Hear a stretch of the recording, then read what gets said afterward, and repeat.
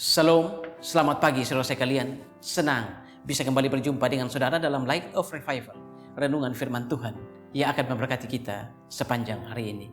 Mari kita melihat ayat kita, Roma 1 ayat yang ke-17.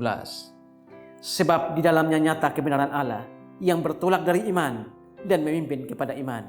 Sebab ada tertulis, orang benar akan hidup oleh iman. Reformasi. Ketika Martin Luther menjadi seorang rahib, dia diajarkan bahwa untuk memperkenan hati Tuhan atau hati Allah, maka kita manusia harus berusaha sebaik-baiknya. Disinilah mulai terjadi pergolakan dalam hati Martin Luther. Apalagi ketika dia membuka kitab suci dan dia membaca Roma 1 ayat yang ke-17, ayat kita tadi.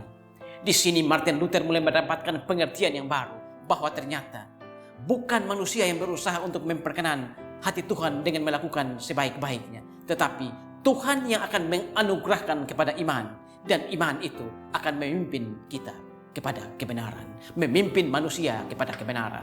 Saudara-saudara, ketika Martin Luther mendapati kebenaran ini, dia mulai sadar bahwa ternyata ajaran kitab suci diselewengkan, ajaran kitab suci dibawa dan diajarkan pada titik terendah atau titik nadir. Disinilah Martin Luther mengadakan pembaharuan atau reformasi. Dia mulai berkhotbah tentang pengertian barunya tentang memperkenan hati Tuhan. Dan Martin Luther mulai mengadakan reformasi.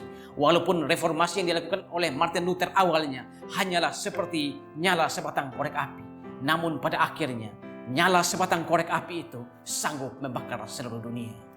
Reformasi terjadi di mana-mana, terjadi di seluruh dunia. Dan api reformasi terus menyala, mengadakan pembaruan dalam gereja, di mana gereja mengajarkan kitab suci dengan cara yang diselewengkan dan mengajarkan kitab suci dengan nilai terendah, nilai pada titik nadir. Tetapi saudara-saudara, setelah 500 tahun lebih reformasi dari Martin Luther ini terjadi, apa yang terjadi saat ini? Kekristenan bukan lagi agama terbesar di dunia. Di Eropa, di mana orang Kristen terbanyak, saat ini orang Kristen yang berjumlah banyak di Eropa, yang tersisa hanyalah 1/3. Berarti 2/3 dari jumlah itu hilang. Gereja-gereja di sana berubah menjadi museum dan bioskop. Dan saudara-saudara, hal ini pun bukan hanya terjadi di Eropa saja, bahkan hal ini pun dapat terjadi di Indonesia. Jikalau sekolah-sekolah tinggi teologi, STT di Indonesia terus mencetak hamba-hamba Tuhan dan pendeta-pendeta yang tidak lagi percaya Alkitab sebagai firman Allah.